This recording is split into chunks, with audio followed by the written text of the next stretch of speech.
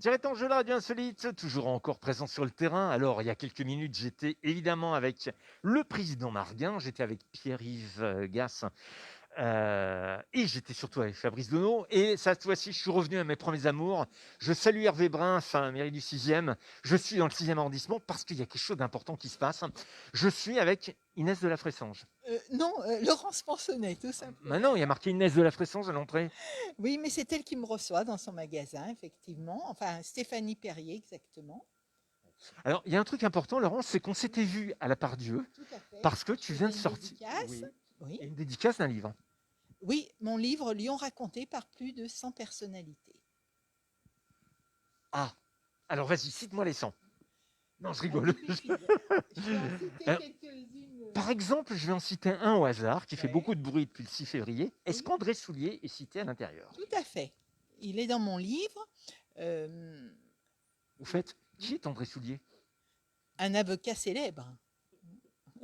Voilà, qui vient d'ailleurs lui-même d'écrire un bouquin. Voilà, Voilà, exactement. D'accord. qui certainement doit être passionnant. Alors, Hervé Brun me faisait sourire en me disant on n'est que deux dans le 6e arrondissement. Il y a Pascal Blache, le maire du 6e, et Hervé Brun. Comment tu Oui. as fait, parmi toutes les personnalités qu'on a sur Lyon, pour te limiter à 100?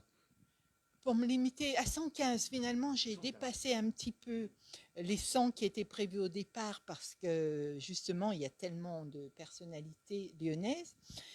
Mais bon, à un moment, il faut s'arrêter. Le livre ne pouvait pas être trop épais. Et j'ai choisi des gens pour qui j'avais souvent écrit déjà des articles pour le Progrès. Alors, ça a été ma première sélection. Et puis d'autres que je connaissais de nom, que j'ai contactés, qui étaient connus. La photo, on la reconnaît. On est où là concrètement? Alors là, c'est la montée du Gazillan, qui est une montée d'escalier dans le vieux Lyon, qui arrive devant la Villa Florentine, en fait, qui est assez connue et que les gens ne reconnaissent pas forcément, enfin ne peuvent pas mettre un nom, mais voilà, c'est la montée du Gazillan. Qu'est-ce qui t'a inspiré? Pourquoi tu as eu l'idée de faire ce livre? Parce que d'habitude, toi, tu fais des articles dans le Progrès. Oui, tout à fait. J'ai toujours été intéressée par ceux qui font la ville, donc forcément tous ces gens du domaine de la médecine, de la gastronomie, des chefs d'entreprise, voilà, des gens très différents que de toute façon je côtoie soit dans des soirées lyonnaises, soit par mon travail. C'était compliqué d'aller choisir ces 115 Non, pas du parce qu'il tout. y en avait combien de candidats potentiels Alors, oui, Où va-t-il y avoir un deuxième, troisième, quatrième, cinquième, sixième tome? alors, c'est énormément de travail, donc je ne sais pas si je ferai le tome 2. Ça pourrait être quelque chose qu'on peut envisager, mais à voir, à voir. Donc les 115, c'est plus le C'est cœur qui déjà, t'a guidé. à mon avis, les plus connus. Il y en a des connus que je n'ai pas pu avoir malheureusement, comme Jean-Michel Aulas, Laurent Gérard. Par exemple, ce sont deux personnalités que j'aurais aimé avoir et on n'est pas arrivé à trouver le créneau pour se rencontrer. Dommage. Aujourd'hui, tu te balades un peu partout. Donc, Oui, il y a un mois, tu étais au centre commercial à Pardieu. Là, tu es dans la boutique oui, Inès de la Fressange dans le bien 6e. sûr. C'est important d'avoir ce contact direct avec ceux qui viennent prendre ton livre. Oui, tout à fait. Ça permet de rentrer en contact avec des gens d'univers différents. Et donc, c'est intéressant d'avoir tout. Parce que je pense que ce livre peut intéresser tout le monde. C'est l'histoire de Lyon. C'est l'histoire de Lyon. Donc, Bon, Napoléon est dedans. non, il n'a pas. Ah, oui.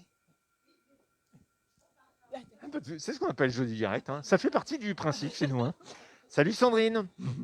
Euh, Oui, je disais Napoléon n'est pas oui, dedans. Napoléon n'est pas dedans. J'aurais bien aimé.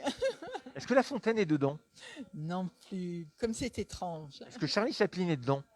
Non plus. Mais Alors, il était vous avez les centièmes anniversaires, vous avez les 200e, les 400e anniversaires. Je vous rappelle, hein, La Fontaine, c'est le 8 juillet qu'on fête les 400 ans. oui, Napoléon, c'est le 5 mai qu'on fête son centième anniversaire.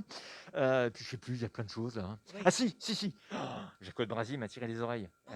Attention, parce que c'est le centième anniversaire de la mère Brasier en avril. Ah d'accord, donc elle va certainement vouloir organiser quelque chose pour qu'on en parle. On l'espère en tout cas. Merci. Comment est-ce qu'on fait pour retrouver ton livre? Alors, il est maintenant en vente chez De Citres Pardieu, De Citres, il est référencé chez De Citres à la FNAC.